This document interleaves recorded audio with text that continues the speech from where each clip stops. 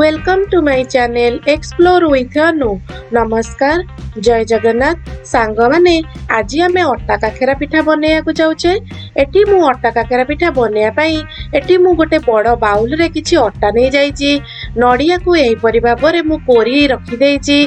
किछि काजू को छोट छोट खंड आकार काटी रखिछि। किछि गुजराती रखिछि। एटी मु गोलमरिच गुंड रखिछि आ गुड़ रखिछि। देखंतु मु गुड़ को प्रथमे गोटे कड़ाई रे नै जाइछि आ ताकू भल भाव टिके नाकू मेल्ट होगा छाड़ी दउची। एटी गुड़ मोर भल भाव मेल्ट हो आसिलानी। देखंतु मु टिके एपट सेपट करी भल भाव ताकू मेल्ट करी दउची।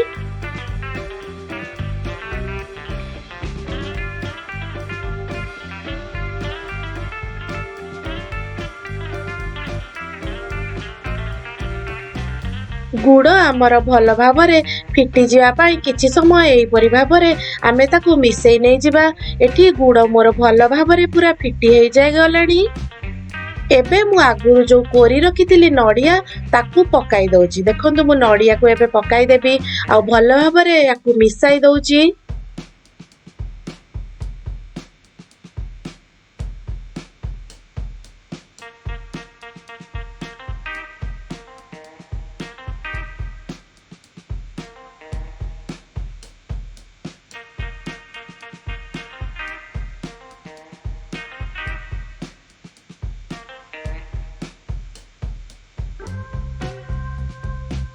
एठी मु नड़िया को पकाई भल भाव मिसाई देला पोरे सेथिरे कटा होई रखा जाइथिबा काजू को मध्य पकाई दउची।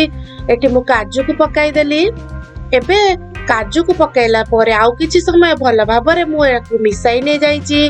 एबे एथिरे मु आगरू जो रखिथिली गुजराती को मु भल भाव गुंड करि देइची। ए गुंड को आमे एथिरे मिसई दबा।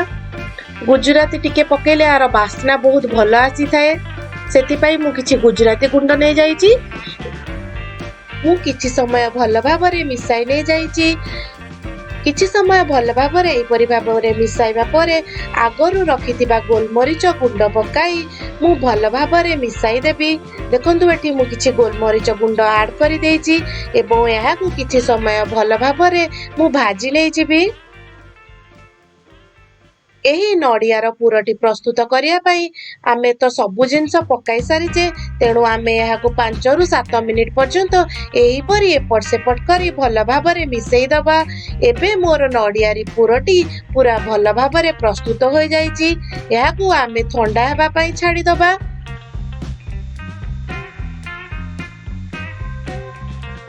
गैस उपरे मु गोटे कड़ाई बसई देइछि। कड़ाई रे मु किछि पानी नै जाइछि।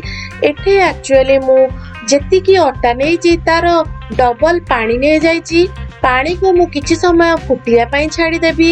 एबे सेथिरे आमे स्वाद अनुसार किछि लूण पकेई दउचे।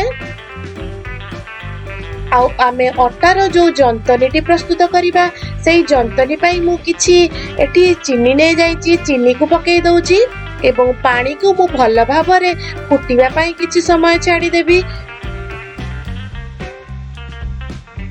पानी एठी हमर भल भाव फुटी गलानी।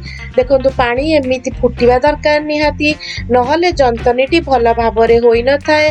आमे पिठा जेते बेले छाणीबा जंतनीटी जदि भलरे सिझी नथिबो ताहाले पिठारा सब फिटी जिवो। तेणु पानी को आमे भल भाव फुटिबा पई किछि समय छाड़ी दबा। पानी एठी हमर भल भाव फुटी जाइछि। एबे मु जो अटा रखिथिली सेई अटा को पकाई धीरे धीरे ताकू मिसई देबी। देखंतु एठी मु एबे सेई अटा नै जाइछि। अटा को एहीपरि मु गोटिया हाथ रे ढाळुची एवं अन्य हाथ रे मिसई दउची।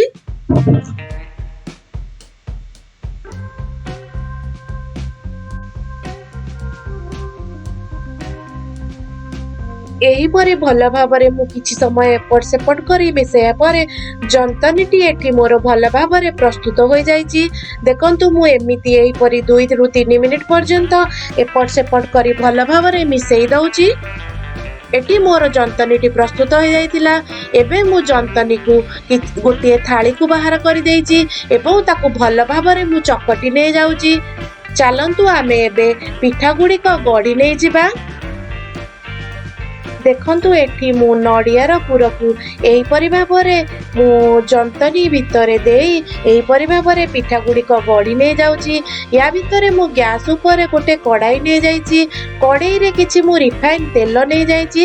ତେଲକୁ ମୁଁ କିଛି ସମୟ ଗରମ ହେବା ପାଇଁ ଛାଡ଼ି ଦେଉଛି ଏବଂ ପିଠା ଗୁଡ଼ିକୁ ଏପଟେ ଗଢ଼ି ନେଇଯାଉଛି। ଏହିପରି ମୁଁ କେତେଗୁଡ଼ିଏ ପିଠା ମଧ୍ୟ ଏଠି ଗଢ଼ି ନେଇଗଲିଣି।